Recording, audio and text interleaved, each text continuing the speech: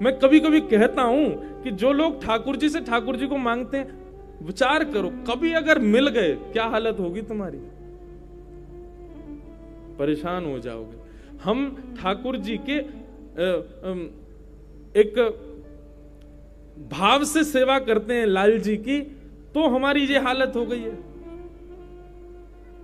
प्रत्यक्ष ठाकुर जी उठने बैठने खाने पीने और संग चलने वाले हो गए तो क्या हाल होगा हम लोगों का।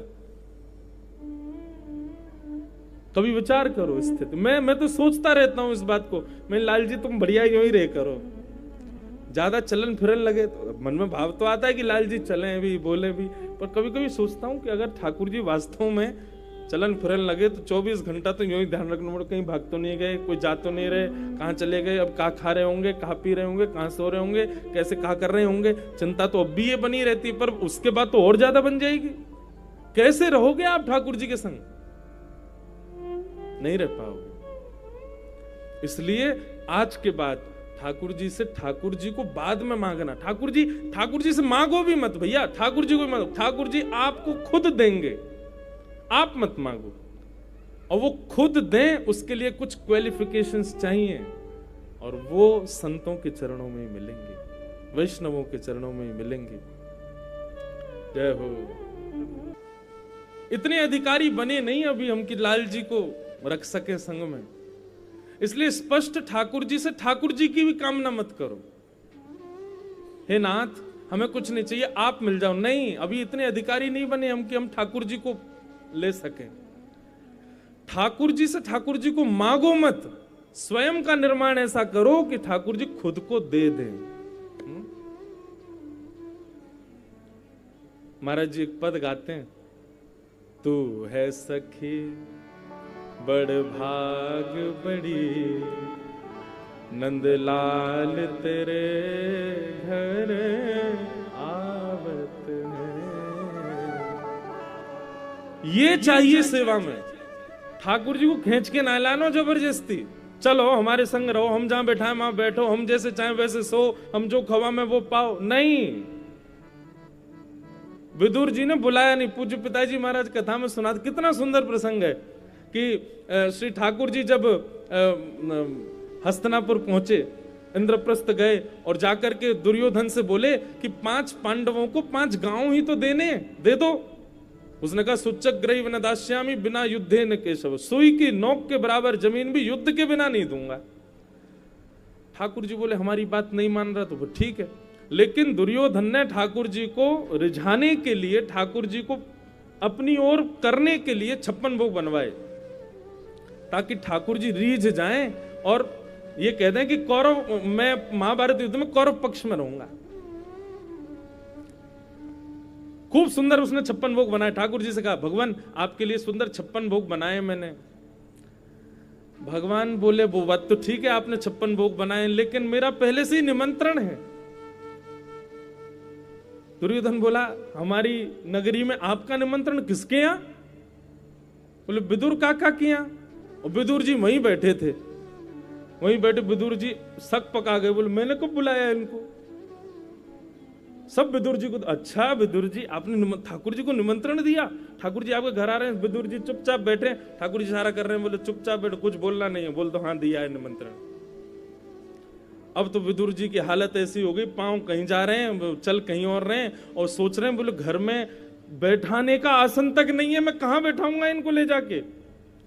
पहले तो दौड़े घर जाके विदुरानी से बोले अरे आज कुछ होने वाला। वो क्या होने वाला? बोले ठाकुर जी पधारने वाले। मतलब अरे द्वारिकाधीश, अरे क्या कह रहे हो, रुक के आराम से बताओ। श्वास लेके विदुर जी कह रहे हैं देवी आज भरी सभा में द्वारिकाधीश बोले मेरा निमंत्रण तो विदुर के यहाँ,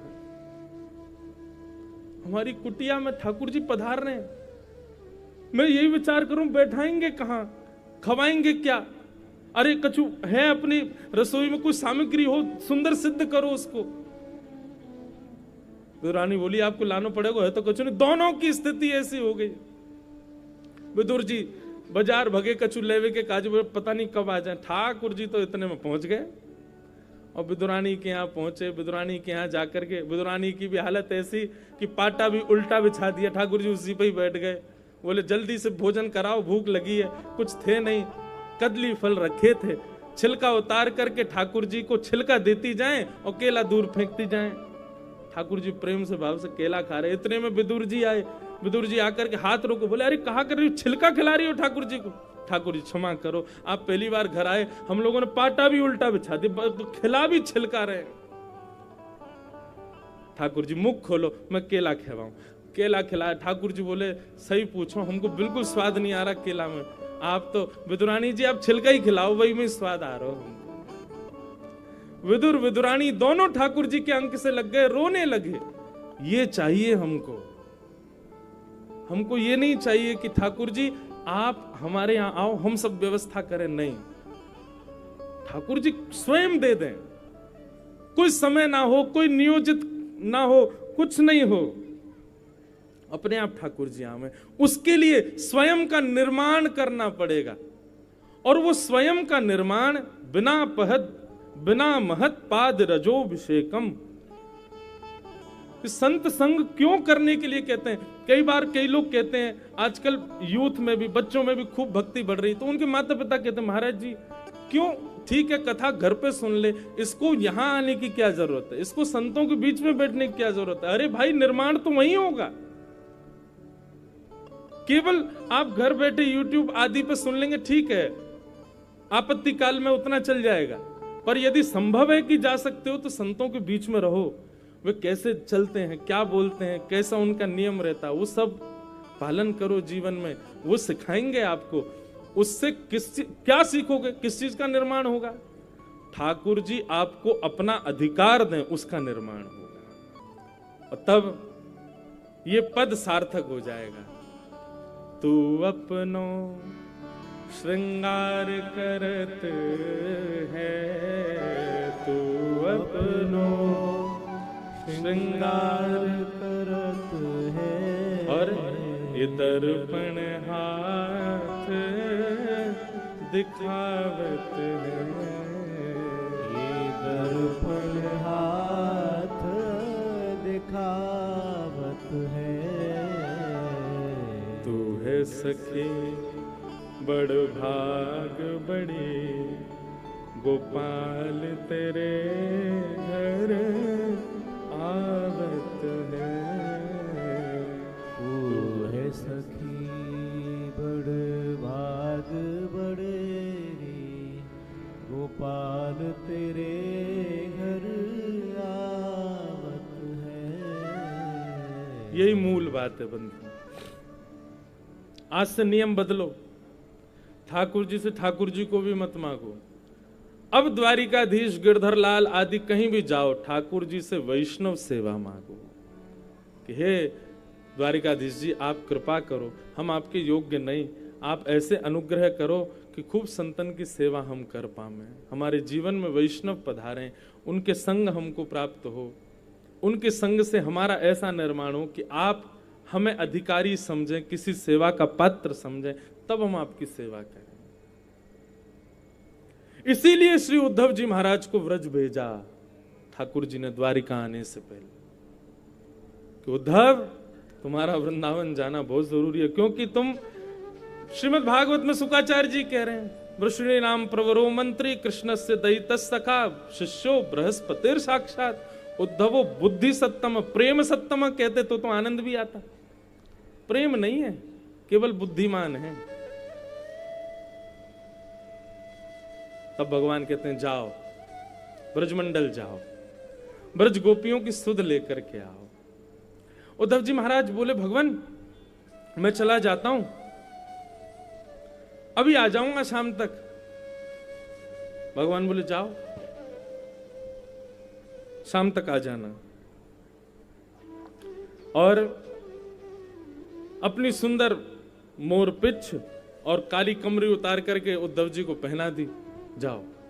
उद्धव जी बोले इसकी आवश्यकता तो नहीं थी, बोले इसके बिना जाओगे ब्रजवासी बात नहीं करेंगे तुमसे। कल पद गाया था ना, हमारो मुरली वारो, ब्रजवासी तो कहें भैया हमारा तो बंशी वारो ही है श्याम।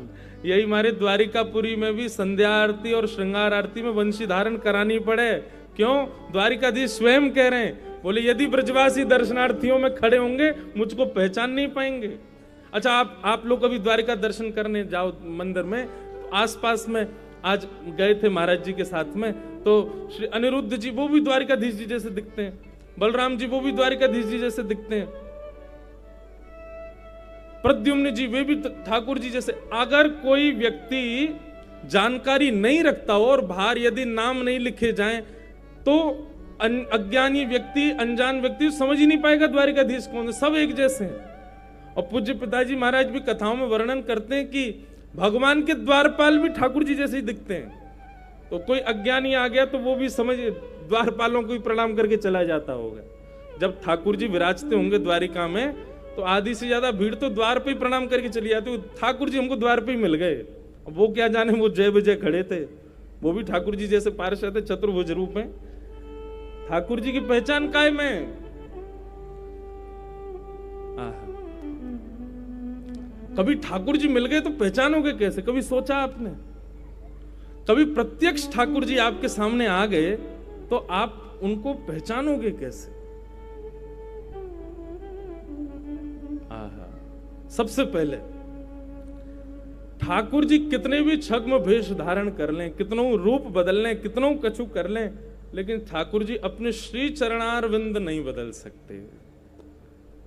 इसलिए श्री कपिल देवूति संवाद में कपिल भगवान देवूति माता से कहते हैं, मैया जब भी मेरा दर्शन करो सबसे पहले प्रयास करो कि मेरे चरणार विंदों का ही दर्शन हो। संचिंतयेद भगवतश्चरणार विंदम वज्रांकुशध्वज सरोरुहलांचनाड्यम उत्तुंग रक्त विलसन नख चक्रवाल ज्योत्स्ना विराहत महद हृदयांधकारम।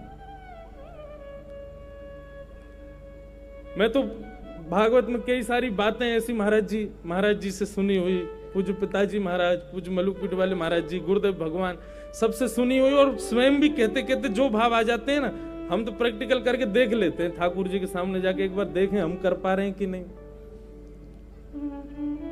और ये निश्चित है, आप इसको आज ही करके देख लेना। 2 बार द्वारिकाधीश जी का दर्शन करना, आज और कल। आज के दर्शन में आप जैसे अब तक करते आए वैसे करना, और दर्शन के बाद में यहां आकर के किसी से कहना भैया हमसे पूछो कि द्वारिकाधीश कैसे दिख रहे हैं, आप बता नहीं पाओगे। लेकिन कल दूसरा उपाय करना, क्या? जैसे ही ठाकुर जी के सामने पहुंचो, आपके पास में बहुत कम समय है क्योंकि दरबान जो है वो फेंक देंगे बाहर, उतने कम समय में ऊपर से नीचे नहीं, नीचे से ऊपर निहारो। सबसे पहले ठाकुर जी के चरण देखो, उसके बाद ठाकुर जी के उदर देखो, फिर वक्ष देखो, फिर ग्रीवा, फिर मुख, फिर मुकुट। नीचे से ऊपर नजर घुमा के एक बार देखो ठाकुर जी को। लाइन लंबी ऐसी होती है कि दूर से दिख जाते हैं ठाकुर जी, पर ठाकुर जी भी बड़े चतुर हैं, पहले मुख ही दिखाते हैं अपना। ऐसा सुंदर श्रृंगार करेंगे कि आंख सीधी मुख पे ही जाती है। ये ठाकुर जी का श्रृंगार अच्छा होता है तो लोग कहते हैं आज ठाकुर जी बड़े सुंदर लग रहे थे। नहीं, उस दिन ठाकुर जी चतुर बन के खड़े थे कि तुम्हारी दृष्टि मेरे चरण में पड़े ही नहीं, यहीं पे ही अटक जाओ। चरण पहले देखो, ठाकुर जी के चरणार बिंदों का दर्शन, उसके बाद समग्र अंग का दर्शन। और फिर आप आकर के किसी से ना आज हमारे दर्शन की विधा पूछो, आज ठाकुर जी कैसे दिख रहे थे, आप बता दोगे निश्चित उस दिन ठाकुर जी कैसे दिख रहे थे। सबसे पहले तो ठाकुर जी की पहचान है चरणों से।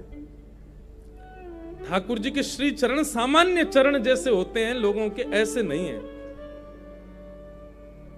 अरुण कमल, एक श्री राधा रमण जी का पद है, अरुण चरण श्री राधा रमण के।